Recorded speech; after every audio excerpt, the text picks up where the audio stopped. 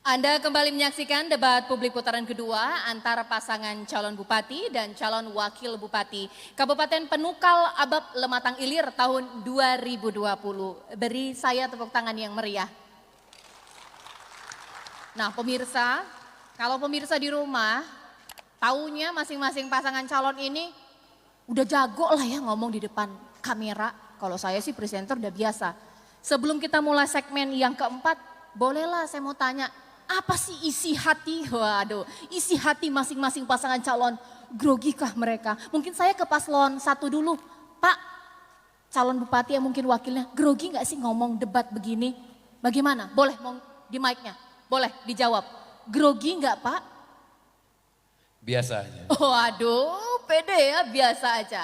Mungkin paslon 2, grogi gak Pak? Ya sebagai manusia biasa ada grogi, cuma tidak banyak, cuma dikit. Ya makasih Pak. Wah, ya lama-lama pekerjaan saya diambil ini ya sama paslonnya jadi presenter. Hebat loh ngomong di depan kamera, biasa aja. Padahal ini penuh ya Pak ya, tapi mungkin saya tanya lagi, Pak paslon 2 dulu. Tadi malam bisa bobok nyenyak enggak? Atau kepikiran? Alhamdulillah Bu, karena semalam pilek jadi makan obat batuk sama obat paracetamol. Jadi alhamdulillah bangun subuh berjemur dulu. Jadi alhamdulillah sehat hari ini ya. Tinggal batuk-batuk sedikit. Terima kasih. Waduh, wah mantep ini resepnya. Kalau paslon 1 bisa bobok tenang nggak atau mungkin kebayang-bayang, aduh debat terakhir aku bagaimana? Bagaimana? Sangat bisa. Kalah dong saya, Pak.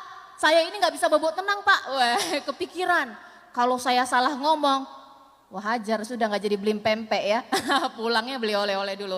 Baik, nah pemirsa akhirnya tahu itulah isi hati dari putra terbaik dari Kabupaten Pali. Percaya diri sekali, positive thinking sekali, semuanya untuk Kabupaten Pali atau juga masyarakat Kabupaten Pali. Tepuk tangan sekali lagi dong. Nah, kalaulah tadi sesi calon wakil bupati sudah sengit, calon bupatinya sudah sengit 2 kali. Nah ini kita gabung. Saya berharap makin argumentasinya makin tajam. Tapi sebelumnya saya akan bacakan dulu mengenai aturan untuk segmen yang keempat ini. Yakni tema yang akan diangkat adalah mengenai strategi penguatan ekonomi kerakyatan bagi masyarakat Kabupaten Penukal Abab Lematang Ilir. Mengenai mekanisme juga sama Bapak-Bapak, waktu bertanya 1 menit. Waktu menjawab 2 menit, waktu menanggapi 2 menit dan dijawab kembali 2 menit. Sama seperti segmen 2 dan juga segmen yang ketiga. Lagi-lagi saya akan menginformasikan bahwa pertanyaan dan juga jawaban tidak boleh bersifat pribadi dan juga tidak boleh keluar dari tema debat yang tadi saya sudah sampaikan. Kita acak lagi supaya, nah siapa ini paslon mana yang pertama kali akan bertanya. Aduk-aduk lagi, ini saya ngaduk-ngaduk fishball mulu ya. Oke, nomor berapa ya? Baik. Kita aduk-aduk ya. Baik. Nomor urut 1. Oke, paslon 1 yang akan bertanya terlebih dahulu untuk paslon 2. Dipersilakan waktu Anda 1 menit. Terima kasih. Kami menanyakan apa tanggapan saudara tentang pembangunan pasar rakyat yang menghabiskan dana puluhan miliar, namun setelah pembangunan hal itu tidak berfungsi sebagaimana mestinya. Contoh, pasar Talang Karangan, pasar Desa Betung, pasar Talang Bulang, pasar Tempirai. Selanjutnya, pertanyaan yang kedua, Kabupaten Pali sudah berumur 7 tahun. Kami tidak melihat upaya nyata pemerintah Kabupaten Pali untuk meningkatkan ekonomi kerakyatan. Perlu kamu tanggapi di situ, saudara, apa tanggapan? Karena notabene paslon petahana. Terima kasih. Baik. Oke, waktunya habis. Oke, sekarang paslon 2 dijawab, waktu Anda 2 menit. Terima kasih paslon 1 menanyakan pasar-pasar yang dibangun tapi sampai sekarang belum terlaksana. Mungkin paslon 1 juga tidak mengetahui, tidak menyadari bahwa seperti yang di Betung, kemudian yang di Tempirai itu bantuan dari pemerintah pusat.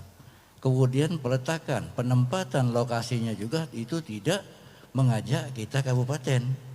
Jadi hal-hal yang seperti inilah koordinasi antara pusat dengan kabupaten itu harus lebih ditingkatkan lagi.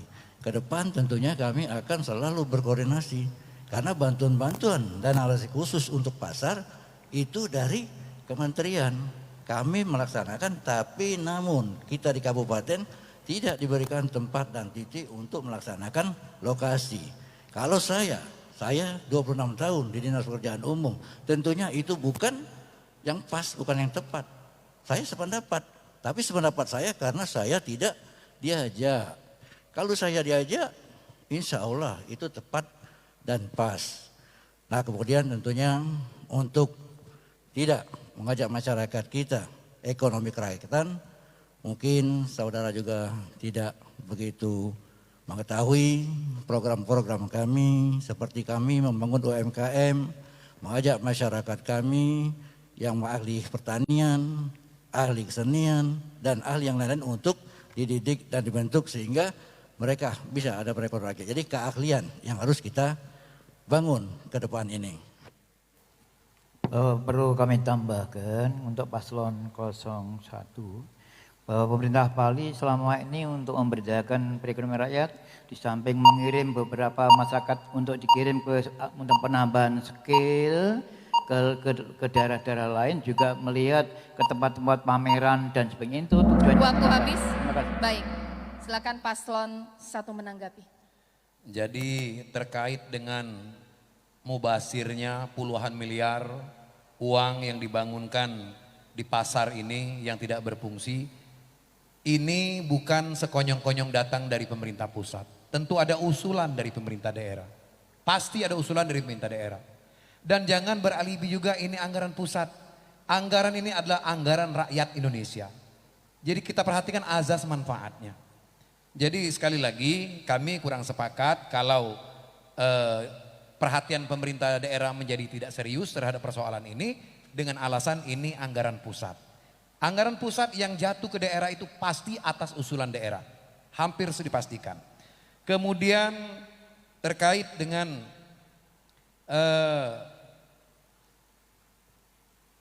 ekonomi kerakyatan, pemerintah sebelumnya kami tidak melihat upaya nyatanya untuk membangkitkan ekonomi kerakyatan. Terbukti dinas-dinas yang bersentuhan langsung atau leading sektor usaha-usaha kerakyatan, APBD-nya itu hanya 2-3 miliar saja. Bahkan dinas-dinasnya sering mengeluh ke kami waktu kami masih di Dewan, kalau memang kami ini tidak dianggap sebagai dinas, tidak diberi anggaran, bubarkan saja kata mereka. Nah ini kami lihat langsung, nyata. Dengan kecilnya anggaran artinya otomatis dinas ini dihapus tidak, tapi diberikan program juga tidak. Terbukti anggarannya sangat kecil sekali. Terima kasih. Mau dihabiskan waktunya? Cukup. Baik. Paslon 2 dijawab. Sebentar dirisa dulu. Baik, waktu Anda 2 menit. Terima kasih kepada paslon 1 yang menanyakan OPD anggarannya yang kecil. Inilah Bapak Ibu dan sekalian namanya birokrasi. Kita harus melihat dulu apa yang akan dikerjakan dinas tersebut, berapa beban yang harus dilaksanakan. Kenapa Dinas Pekerjaan Umum lebih besar daripada dinas-dinas yang lain? Karena sangat-sangat dibutuhkan. Jalan kita cuma 13% bisa dipakai. Kemudian pertanian-pertanian yang rusak, sekolahan banyak yang hancur, kesehatan, rumah sakit, puskesmas kita kurang. Ke depan, selalu sampaikan sekarang infrastruktur yang kami utamakan jalan jembatan, kesehatan, pendidikan. Nah setelah infrastruktur kita sekarang sudah mencapai 70 dan 80%. Kemudian baru ini meningkat 80%, tinggal 20%. Berarti kesehatan, pendidikan, pertanian, dan yang lain-lain OPD itu naik semua. Kita datang ini dalam keadaan susah payah. Bukan kami menjadi pejabat bupati ini semua serba ada. SDM kita serba kekurangan. Air bersih kita dari Morenim dulu baru 1 tahun diserahkan ke kami. Dengan keadaan mesin dan pipa bocor galau. Nah inilah namanya kalau birokrasi harus tahu. Tadi kamu ngomong perencanaan. Kamu sendiri tidak tahu yang perencanaan sebagaimana. OPD kenapa dapat dana kecil. Pas dan tepat, efektif dan efisien. Itulah yang kami berikan kepada para OPD. Perlu kami tambahkan, sebenarnya pemerintah ini sudah on the track. Kami para sesepuh sebelum mendirikan PALI, kami pernah sepakat di rumah almarhum Pak Haji Ibrahim Mabor untuk prioritas pertama itu infrastruktur jalan, baru periode kedua nanti ekonomi kerakyatan, perkantoran Waktu dan habis. sebagainya. Terima kasih. Paslon 1 sudah bertanya, sekarang paslon 2 giliran bertanya. Waktu Anda 1 menit. Baik, silakan paslon 2 bertanya kepada paslon 1, waktu Anda 1 menit. Terima kasih paslon 01. Bagaimana upaya Anda untuk melakukan recovery di bidang perekonomian rakyat berkaitan setelah pandemi nanti selesai? Itu yang kami tanyakan, kami persilahkan.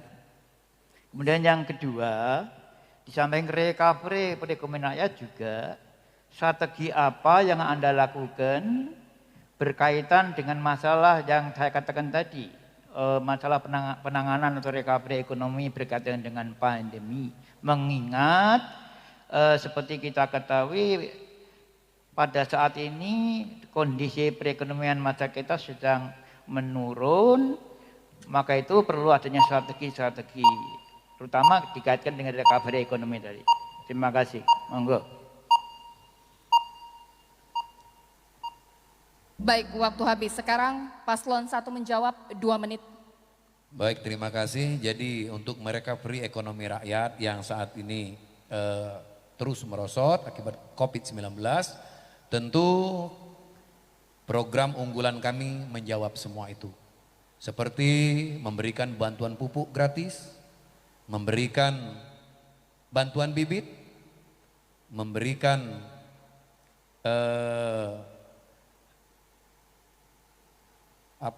bantuan terhadap susahnya masyarakat dalam muka lahan. Kemudian selain daripada itu, situasi seperti ini, ekonomi rakyat yang sedang terpuruk seperti ini, maka mereka perinya kita harus punya terobosan-terobosan yang brilian.